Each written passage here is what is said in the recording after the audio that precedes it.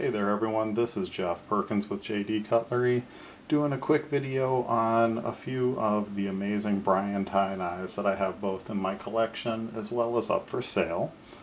The three that we are looking at here today, I just wanted to kind of show you a little bit about each knife and the differences between them.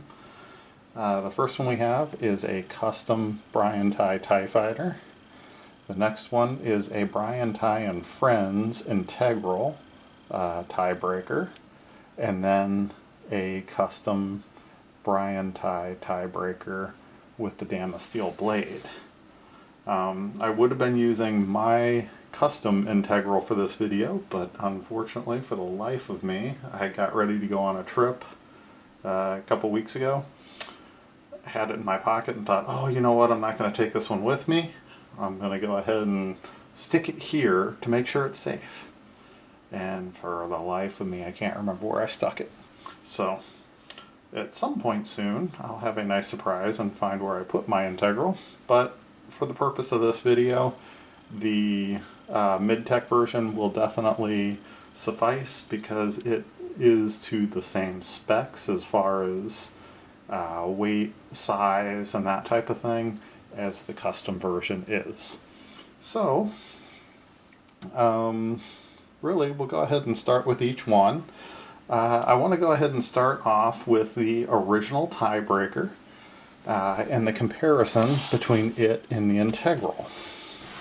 So the original tie breaker is not the Integral. It does have two standoffs and is much more slimline than the Integral. So look at how beefy that Integral is. I do like the Integral, but it is definitely on the heavy side. So you have a lot more titanium in the handle, and the blade itself is also a beefier, wider piece of steel. So there's a definite weight difference between the two. Let's go ahead and get the scale out just to give you an idea. So let's go ahead and zero this out.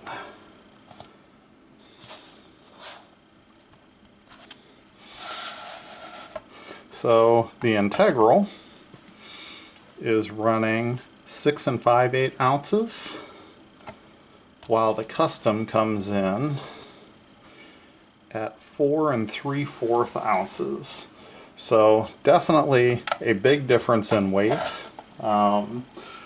I personally don't mind a heavy knife, but having the original Integral here in hand, it is very refreshing to have it be a little bit lighter, not pull my shorts down because I do wear shorts a lot being here in Texas. So the weight and the slimness of the original is definitely refreshing. Advantage, disadvantage, pro, con, really depends on what you like, but there is a very big difference in the overall size of the two knives. So much wider, much bigger. This is the auto version, so still the same button lock, but is the auto version of the Integral. Definitely a very cool design. But this one here is just amazing. It's got the Damascus steel, heavy etch, Damascus blade, so you can really feel the etching in the blade. Really an awesome looking blade. Very happy with that. You do have the compound grind. It's got flat up front. And then the recurve there. And I just love the Damascus steel that you can see the pattern everywhere you look on the blade. In the back, in the flipper, just even on the thin areas. It's so cool that it is done up that way. And the anodizing on this knife Unfortunately, my lighting is a little bright. This is probably the best knife as far as anodizing overall look that I've ever done.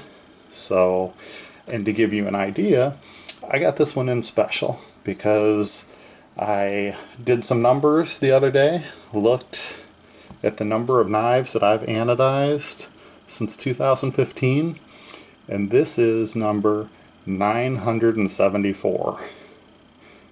But the way this turned out is just beautiful. It is so much cooler in person. It's got so much more life to it. The colors are just a little bit deeper and richer. I really am pleased with this knife. So we've got a teal and purple back here, and then you have that cool green gold bronze kind of shooting all through it. I did go ahead and heat bronze all of the screws as well as the pocket clip, and then the back two screws are titanium, so I was able to match it to the teal in the front end of the knife. The action on this knife is just insane. The slightest pressure on that flipper engages the action, and that blade just slides out. Slick as can be. Definitely one of the slickest actions in knives that I've owned. So I had a customer ask how it is for a lefty. I am not a lefty. Flips amazingly. Use that index finger and push it in, and the blade just falls right back into position. So if you're a lefty, the Brian Tighe button locks are definitely a strong contender. But this knife, the very first custom that I ever had was a Brian Tighe tiebreaker. And the only reason I don't own that one still is it had a buffed out super high polish blade. It had the standard blade, but it had a super high polish on it, and I'm one that likes to use my knives, so I did end up selling that just because if I used it, I knew it was going to scratch, and I just couldn't bring myself to mar that amazing finish. But I bought this one, and this is definitely a beauty. Really, once I got it back in, I had gotten so used to carrying my Integral that I thought that that one was truly my favorite. But I tell you what, as I hold this, as this one walks around in my pocket and that kind of thing, as I'm here in the house and workshop, it has definitely taken that spot of number one back. Just because it really does disappear in the pocket. For the size knife, it totally disappears in the pocket. It is the full-size, large version. I don't believe he makes a small version in the custom. But this one is definitely my number one. That being said, another of the beefy ones is the Tighe Fighter. So the Tighe Fighter is still not quite as wide as the Tighe Breaker Integral, but it's darn close. And it, as well, is a pretty beefy knife. Let's go ahead and grab the scale on that one again real quick, just to give you the idea. So we are at 6 3/4 ounces on this one. So a little bit lighter than the Integral, but definitely a very beefy knife. This knife has seen a ton of carry. This is one of my personal carries. It was a blue denim stonewash that Brian had sent me, but I had carried it so much and given it so much wear and tear that this is one of the very first knives I buffed out and did the storm treatment on. And I must say, it definitely started something off for me, because these storm treatments, I really love them. Very happy with this knife.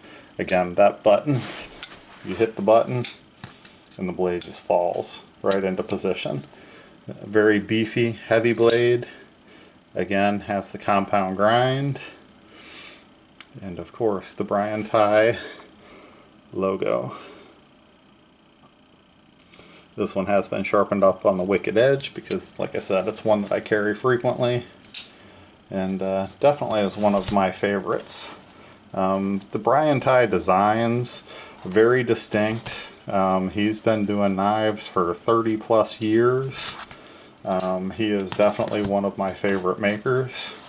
I've had the joy to meet with him on a number of occasions at different knife shows, blade show, the Gathering in Las Vegas, and of course the California Custom Knife Show where I first met him. And he is just a great guy. Very personable, him and his wife. Very, very good people. I started off with his stuff, like I said. The Tiebreaker was the first custom knife I ever owned. Then I got that Tighe Fighter. Then he came out with the Brian Tighe and Friends Mid-Tex. And we got to talking, and he actually authorized me to be a dealer directly with him for the Brian Tighe and Friends. And I have done quite a few of the integrals, anodized them up in many different colors, as well as the storm patterns, and they are a fantastic knife. But you're looking at $500 for an integral, all the way up to pushing $1,000 for getting into the Damasteel and that type of thing for the custom version. Now, some people have asked me, how does the Mid-Tech compare to the custom version? The Mid-Tech is a great knife, but it is a $500 price point. The customs are hand finished, and the action is just unbelievable. Like I said, you push that button, and that blade just falls right into position. Perfectly centered up. He's got these cool pivots as well, so it takes a special tool to do this knife correctly. You do have a 5-trock screw here, but what you've got going over here is that hole has an Allen wrench screw inside of it. So you tighten up this side of the pivot, and then you put your Allen wrench in and tighten up a tensioner that is inside the pivot. It is fantastic as far as keeping things in place and the way it should be. Definitely a step above what a lot of people do with their pivots. I think the only other person I've seen use this type of thing is the Andre de Villers line of knives. He does use something that's similar but not quite the same. So I really can't say enough about these knives. His designs are fantastic. He is a great guy out of Canada. And I mean, his knives speak for themselves. They're always top notch, and fit and finish is beautiful, and they hold up well. I've been carrying this one for it's got to be 6 years now, and the knife is awesome. Shows a little wear and tear, but that's to be expected. And I do love carrying my Integral too. Like I said, just a bigger, beefier version of the original. And having an original back in my collection is definitely going to be the case. I did get this one up though, and a lot of people showed interest. So it has already sold. But I do have another of the regular ones, the original ones like this, coming in for myself that I will definitely be keeping. So thank you for tuning in.